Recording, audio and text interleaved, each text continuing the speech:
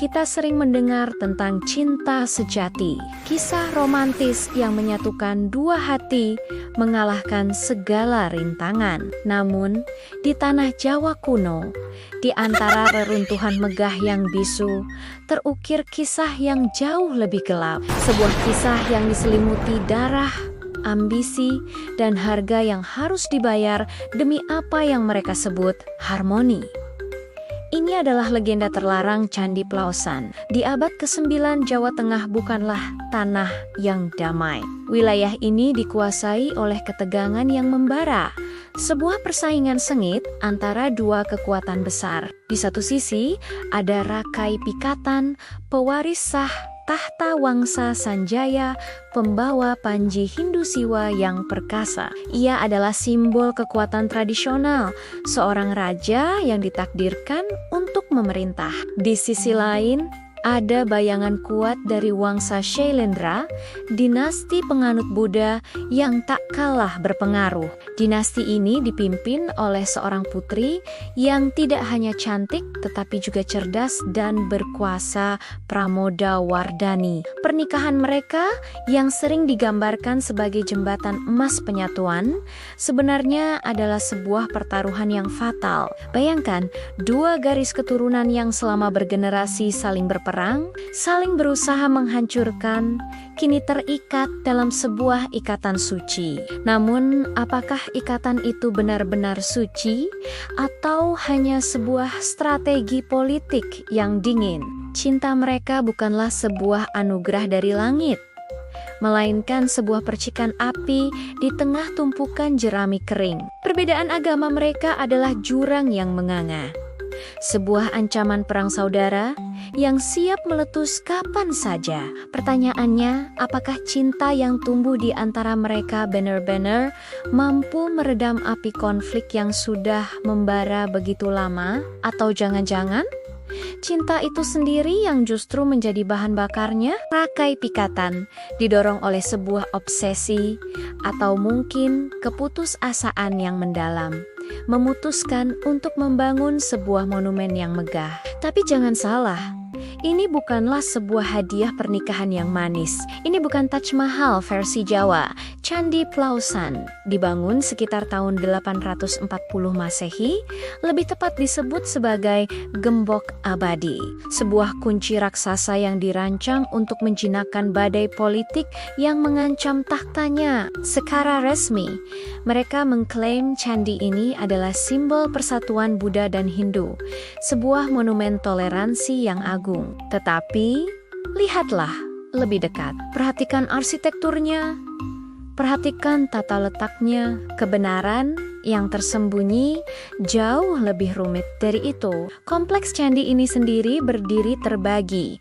Plausan Lor dan Plausan Kidul dipisahkan oleh sebuah jalan kecil selebar 20 meter. Seolah-olah perpecahan di antara mereka terlalu dalam, terlalu fundamental untuk bisa benar-benar disatukan sepenuhnya. Seperti dua insan yang tidur seranjang namun memunggungi satu sama lain. Jalan kecil itu bukan penghubung, melainkan batas yang tak terlihat, sebuah pengingat abadi akan jurang yang memisahkan mereka. Plausan Lor, bagian utara yang lebih terkenal dan lebih utuh, menyimpan teka-teki yang paling mencolok. Di sini berdiri dua candi utama yang identik, berdiri kembar, seolah mencerminkan dua kekuatan yang dipaksa berbagi ruang yang sama. Dua sosok yang terpaksa hidup berdampingan, tetapi tidak pernah benar-benar menyatu. Di sekelilingnya terdapat 174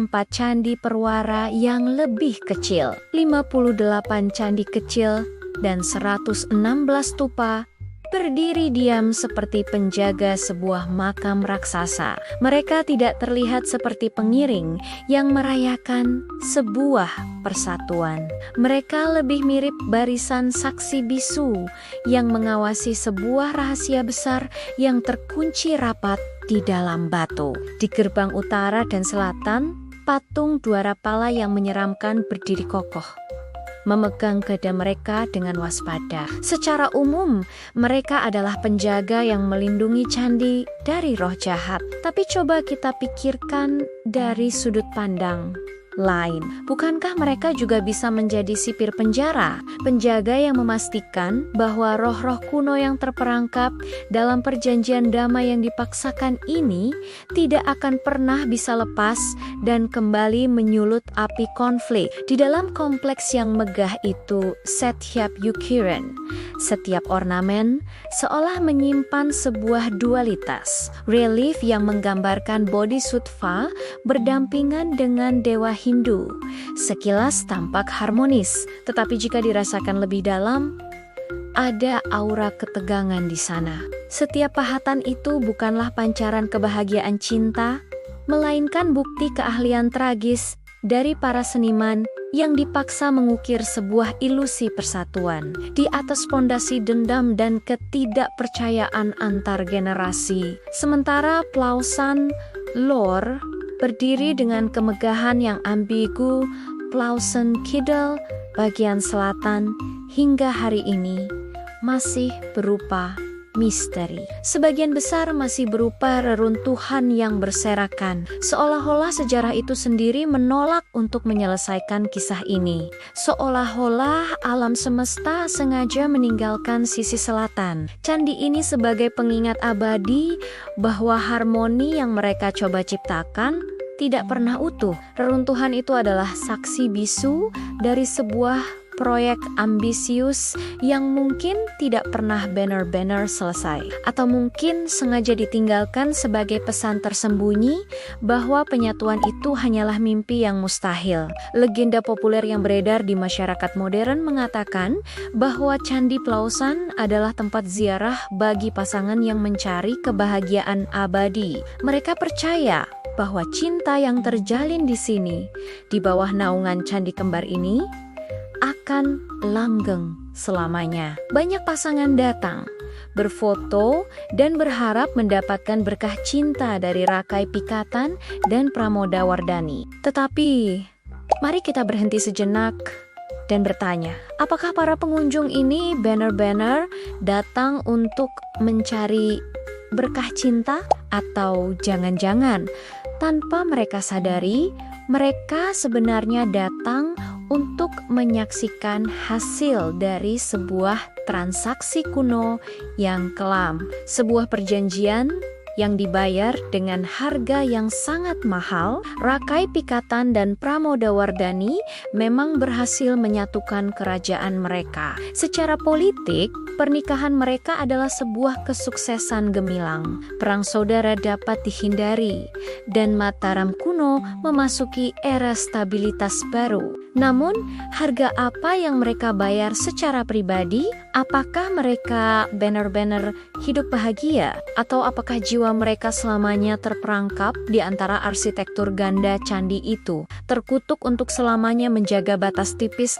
antara dua keyakinan, dua dinasti yang saling bertentangan di dalam hati mereka sendiri? Candi Plausan berdiri kokoh selama lebih dari 1000 tahun. Mungkin ia bertahan bukan karena kekuatan cinta yang romantis. Mungkin ia bertahan karena kekuatan sebuah sumpah yang tak terucapkan. Sebuah janji berat yang mengikat dua kekuatan besar.